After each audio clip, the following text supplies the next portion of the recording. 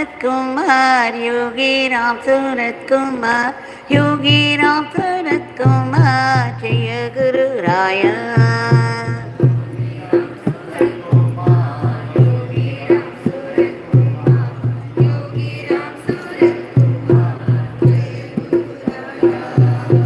योगी राम सूरत कुमार योगी राम सूरत कुमार योगी राम सूरत कुमार जय गुरु राया योगी राम सूरत कुमार योगी राम सूरत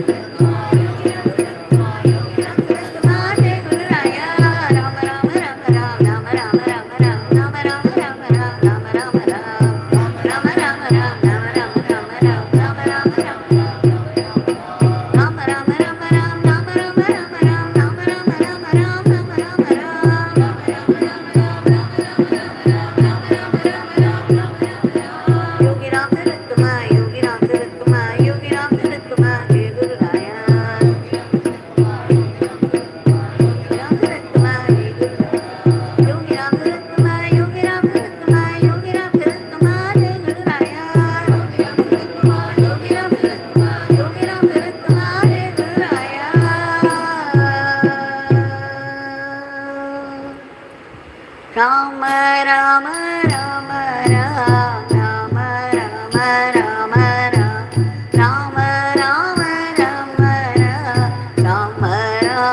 Ram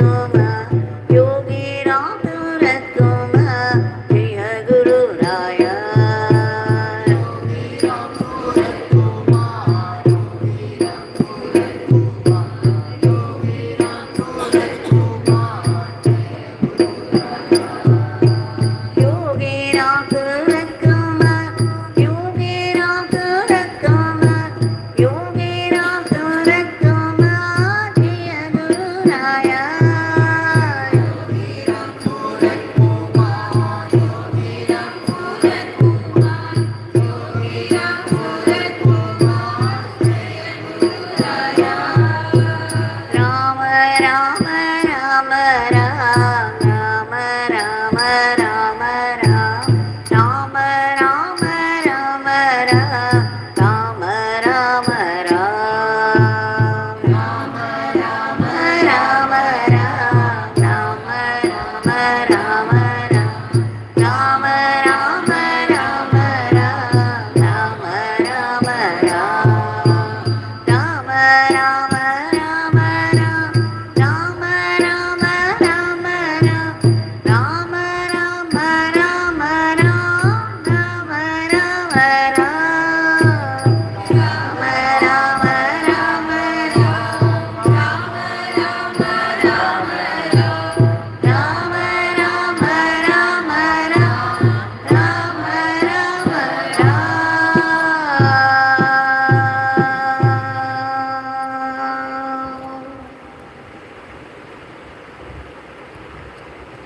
भगवान Shri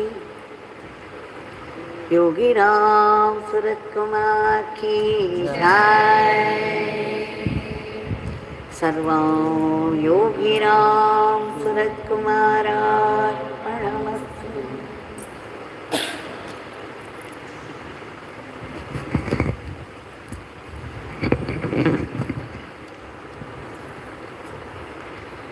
By the infinite grace of Bhagavan, that we have all been able to chant His powerful name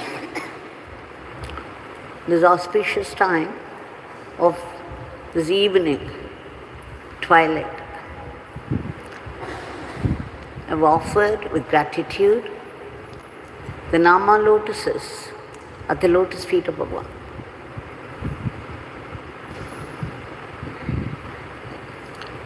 Our Bhagavan, Yogi Ram Surat Kumar, has given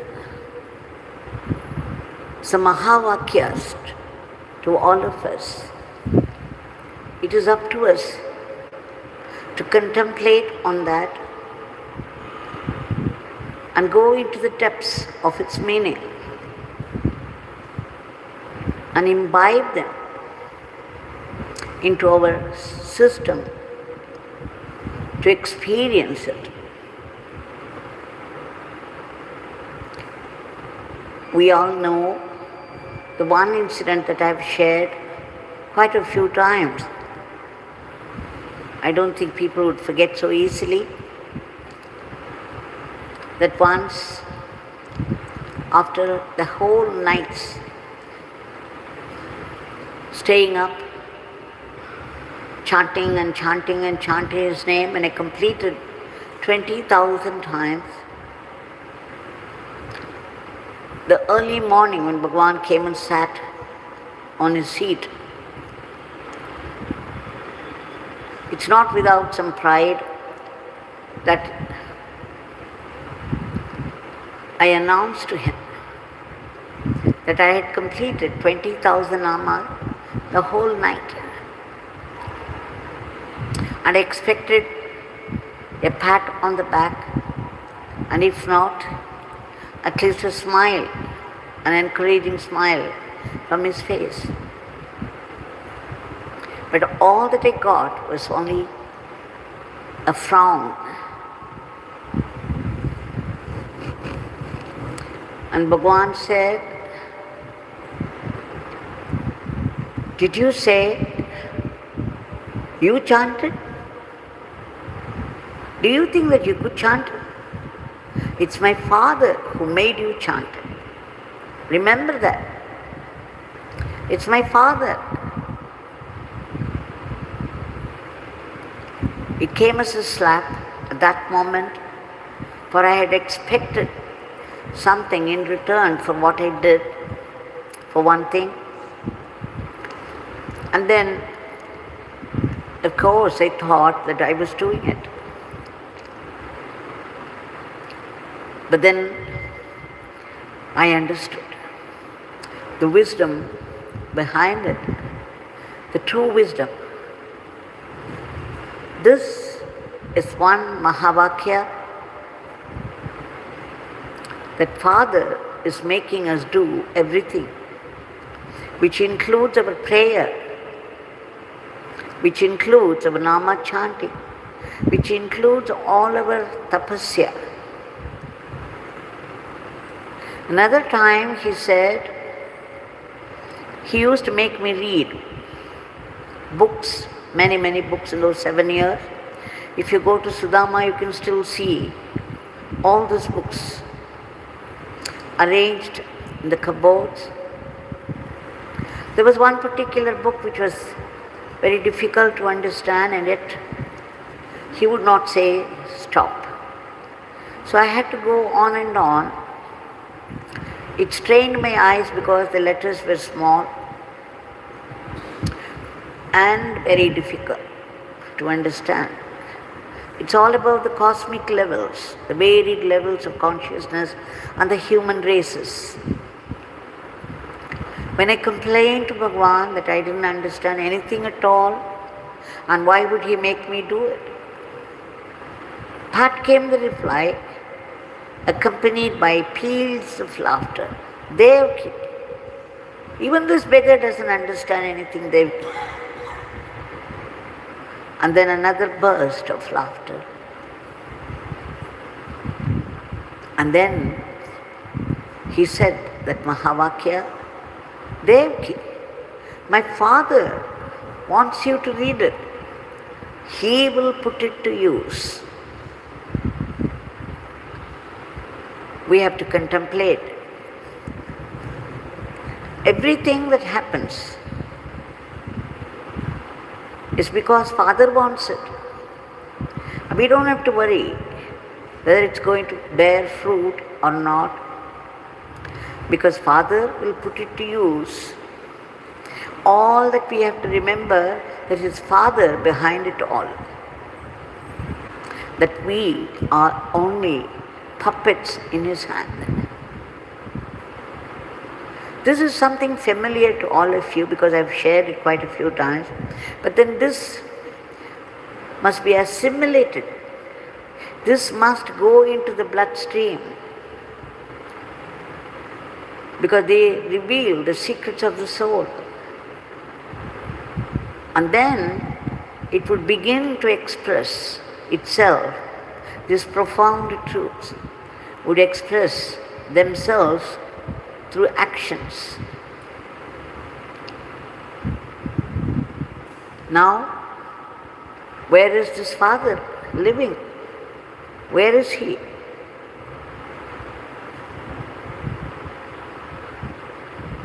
Ramakrishna Paramahamsa says that everybody's body, every creature's body, for that matter, is Alayam, the temple, or body, as we saw some 2 days back, Dehapuri. It is the temple that houses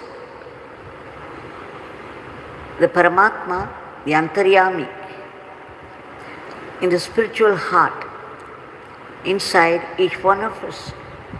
The spiritual heart is the same in all the creatures.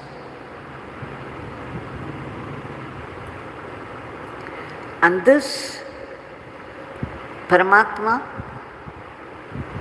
this is pure awareness, and it is the witness consciousness in all of us. It is indifferent to whatever you do, though it is the cause for all your actions, because your every breath is rooted in it. Every in-breath, every out-breath.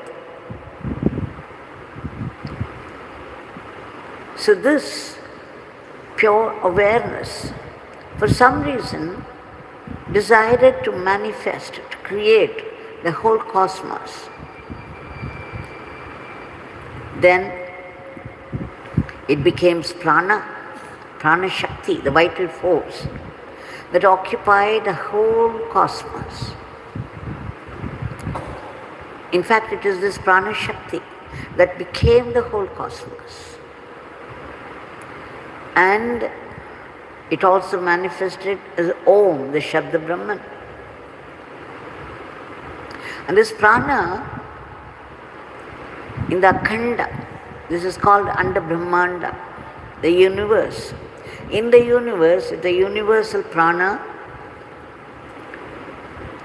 and the Shabda Brahman, and in the individual, the Pinda, the Anda, this is Pinda, the individual, this prana became the in-breath and the out-breath. This is the breath. And the Shabda Brahman inside became, we all know the in-breath makes the noise and the out-breath. If you listen to it with your entire being, you would see there's a faint sound that comes, that accompanies our every in-breath and every out-breath. The in-breath ends with hum, and every out-breath, sa. So it's called a Hamsa Mantram. It's going on naturally. All the breathing creatures, this breath, this breathing is doing this japa, hum, sa, hum, so hum, so hum, so hum. It could also mean I am that. So, sa aham, that I am. This that I am or I am that is called Hamsa Mantra, and it's going on naturally. It is the pulsation mantra of the divine, the pure consciousness. So it is the prana and the sound that are responsible for the entire manifestation. Now, Ramakrishna Paramhansa says, your body is a temple, and inside this body, in the spiritual heart, is the Garbhagriha. And inside this Garbhagriha, the spiritual heart, is Paramatman, the Antaryami. As you see the linga in the Garbhagriha or any deity. Now, he says, Ramakrishna says, that any temple should not be in darkness. You have to light the lamp. And only when you light the lamp, especially in the Garbhagriha, in the light of the lamp, you can see the deity. The deity can be seen only in the light of the lamp. He says, likewise, inside the guha, the cave of the heart, the Garbhagriha, the sanctum sanctorum, is this pure awareness manifested as Ishvara, the all-knowing, all-pervasive, all-powerful deity. You can call it Ishvara, you can call it Ishvari, you can call it by any name.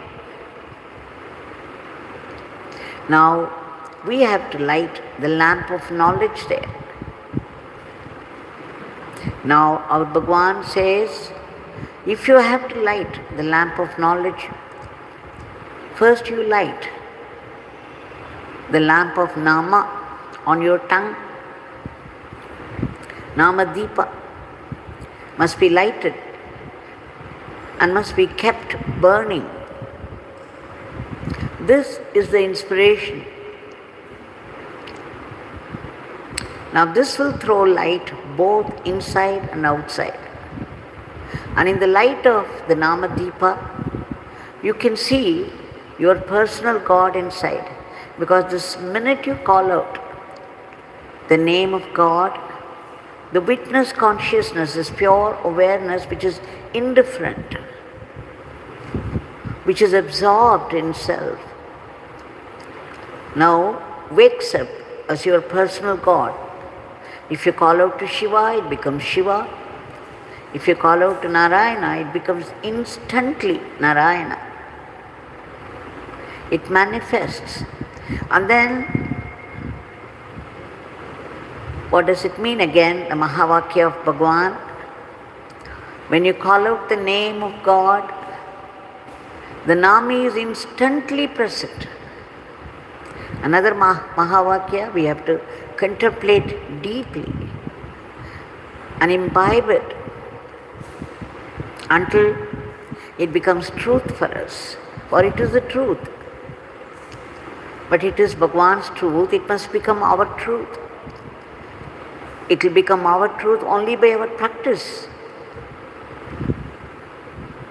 So let us light the Namadipa on the tongue. In the beginning, as I said, it was Shabda Brahman Om, then it became Hamsa Mantra, and from Hamsa Mantra, the endless mantras. Om Namah Shivaya, Om Namo Narayanaya.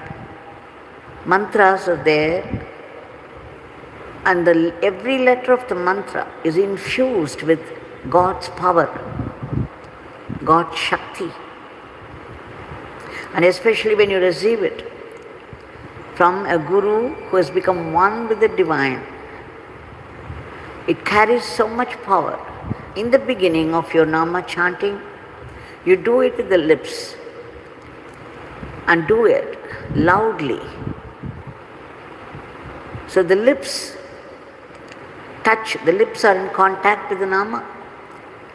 As you keep on chanting and chanting loudly, at one point you begin to chant it silently, but still you can feel the tip of your tongue pulsating. The Nama is pulsating on the tip of the tongue. The Nama has become subtle. From the lips, from the gross, it is going to the next level of grossness. And as you go on repeating the Nama, at one point it gets shifted to the throat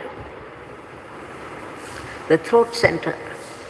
When you chant the name, you can feel where it originates, at what level you are. If you have the sensitivity. And as you go on deeply with pure feeling, chanting and chanting and chanting, at one point it shifts to the heart center. And then as you proceed further, more vigorously, completely involved, completely absorbed in the Nama, it shifts to the navel center. That is the origin of sound. It is called Paravani, the supreme voice. So the Nama that started from the pure awareness as Paravani, the supreme sound, it slowly, from the subtlest level of Paravani, it becomes slowly gross. How it shifts to, from Paravani, it comes to the heart center, it's called Pashyanti, and then it shifts to the throat center, it's called Madhyama, and then it shifts to the tip of the tongue, and then the tongue and the lips together, it becomes Vaikari. There are all different levels of consciousness, the different levels of manifestation of sound. So the supreme voice that originates in the navel slowly becomes more and more gross. So, but we start from the reverse because we identify ourselves with the body. So we think we are the physical body. So we start from the gross. We start from the lips and then shift it to the tip of the tongue, and then we walk in the reverse, and finally the mantra merges in the Paravani. When it comes to the navel center, the mantra falls into absolute silence. That's why the silence is called the most eloquent chanting. the most eloquent speech. So there is so much more that we have to know from the science of Nama. One should not underestimate the value of Nama. Every letter of the mantra carries power, Shakti. So it's not for us to do it just 108 times or 10 minutes or 5 minutes and say, I have done my Nama homework. Another Mahavakya of Bhagavan, as he said, only when you remember God, you truly live. When you forget God, you are carrying your own dead body even though it is still breathing. Meaning, the purpose of life is God, and when you don't remember God, the purpose of life is not served. So it is as bad as being dead. This is another Mahavakya. One more Mahavakya. It's only remembering God as dharma, forgetting God is adharma. What a strong statement. What a Mahavakya. All these Mahavakyas are given to us by our Bhagavan for our contemplation. To get to the true meaning, the depth of these Mahavakyas and make them work so that the Mahavakyas will be put into action. So chanting the name has so much value. It helps us in our daily life. It makes our daily life easier. At the same time, it also gives us inner transformation. For just as Swami Tulsidas said, when you light the Mani Deepa,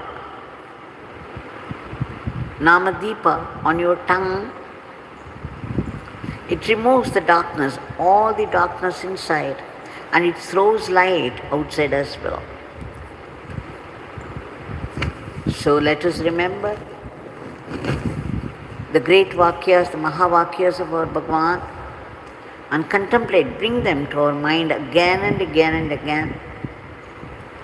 And let's put it into practice by chanting the Nama ceaselessly and joyfully, all the time remembering, when I chant the name, Nami is present within me, and I am in the presence of Nami. I am in the presence of God. What more can you ask for? If you keep on chanting and remembering this, you will soon begin to feel the vibrant presence of the Nami. You will also see how Nami is helping you through your temporal life and spiritual. We shall pray to Bhagavan again and again to bless us, to get to the depths of these Mahavakyas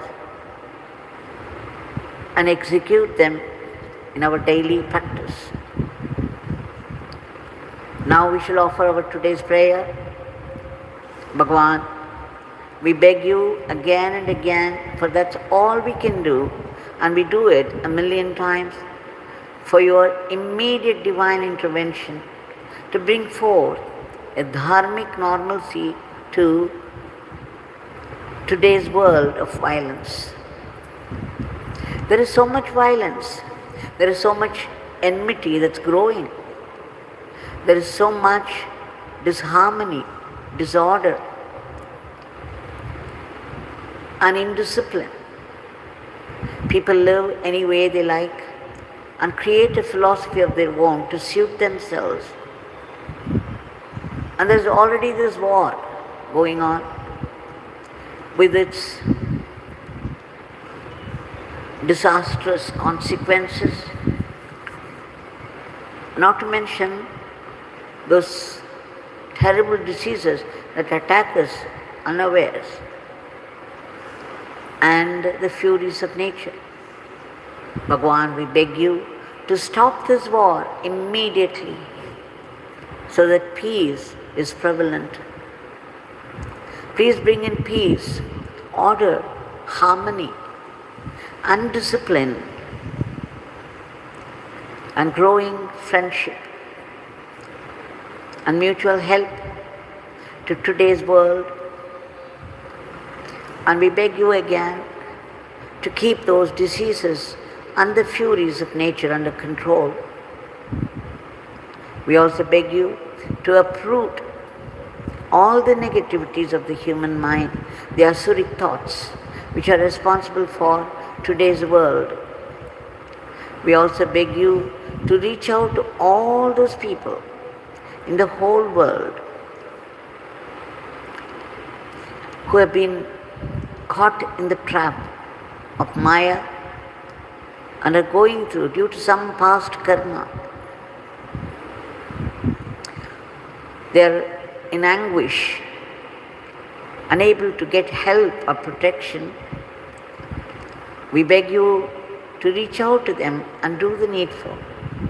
We also beg you, Bhagwan, to help and protect all those unselfish people who have been slogging for the welfare of the others from unhealthy, unworthy criticisms, reproaches and aspersion, for they come in the way of constructive work, creative work. We also beg you to promote the economy of the country and growth in varied fields of activity so that India would reach that high status of world teacher, to conduct the whole world in the path of dharma. The great masters have said India is the land, the playground of the great masters. Bhagavan often said, this is our playground, the playground of great masters. This is our Leela Bhumi, this is Punya Bhumi, this is Veda Bhumi, this is Dharma Bhumi. We also beg you, Bhagavan, we pray to you in all intensity and earnestness for ceaseless and joyful chanting of your powerful name and unbroken remembrance of your Mahavakyas and Leelas, so that we imbibe it, we assimilate it and make it into our Atma Shakti. We beg you again to bless us all to become only sattvic instruments in your hands and not rakshasic elements. We beg you to bless us so that we run our everyday life as an offering to you and not be caught by the temptations of Maya. We also seek that ultimate state of being, the state of bliss and peace. But then we all know how much our mind should be purified, because it's now, right now, several bushes of fear, anger, killer fear, poisonous anger, and passion, jealousy, sorrow turning into depression and medicines, and growing desires for worldly possessions. But you have said Nama is the best weapon to destroy our past karmas, so that the latent tendencies which have lodged inside as fear and anger would be removed, would be uprooted. We also beg you, Bhagavan, to bless us, to look upon every work that falls into our hand wherever we are in the world, so that we do it as service to you, and that joyfully, without any unhealthy competition or jealousy. And all that would become our Atma Shakti again. Please bless us to practice acceptance of whatever life brings to us, be it a joy or sorrow. For this acceptance would turn into surrender finally. But the joy or grief coming from you, the Supreme, supreme grace can only be a blessing in disguise meant for our spiritual growth. If we do not suffer in life, we would never turn to God. So God uses the law of karma, which is relentless. He uses some bad karma of our previous janma. If we get any disease, all of a sudden, do not blame it on others. Do not think that this person is so jealous of me and that's why this has come to me. Every disease that you get is some past karma. You have invited it upon yourself by your own actions. But Bhagwan, being Bhagwan of love, he puts a blessing also into that. And that blessing would push you towards God and gets you closer to God. So every suffering is meant for purification of our mind. Bhagwan, please bless us to be able to feel your vibrant presence everywhere and in everything, and to know that it is your will that's behind all the happenings of life. When there is a sudden attack of some past bad karma, instead of collapsing and feeling very bitter and cynical and blaming others for your own failures, we must continue our sadhana of chanting. Even if you lose faith, it doesn't matter. We must continue the nama chanting and the seva. Bhagwan would see to it that we don't move away from him and convert all the difficulties into great blessings. Bhagwan, please bless us to be grateful to you, even for the sufferings of life. We seek your powerful blessings for all the species of the cosmos, in whatever state of misery they are, to be lifted to a higher plane. And finally, we seek freedom, liberation from the vicious cycle of births and deaths. For having we suffered enough over janmas, they say there are 84 lakhs of janmas for each being, each creature to go through before it is perfected. We beg you, Bhagwan, to uproot our aham bhava, which is the root cause of this miserable cycle of birth and death. The identity with the body, the identity with the selfishness. Please bless us with Atma Bhava and immortal life. Please bless us with that eternal living and eternal servitude to you, that eternal supreme power. Jai Yogi Ram.